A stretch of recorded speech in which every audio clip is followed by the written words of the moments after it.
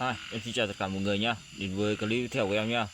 Hôm nay em quay cận cảnh một con nhện đang đẻ trứng này. Đó, con sao này, nhìn ghê không này các bác, to không này các bác. Đẻ con nhỏ như con nhỏ này các bác. Đẻ con nhỏ này, với đẻ con này, ấp với đẻ con này, nhìn ghê không này,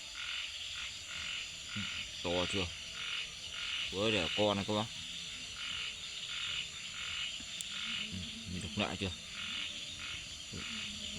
Con nó sao này? Đó là con này, con nhện này nở con này ghê không này, tổ nó bên dưới này, những con nhện con kìa, nó nở những con nhện con kìa.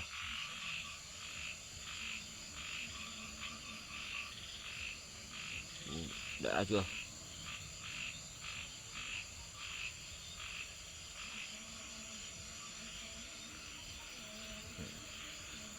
Ừ này,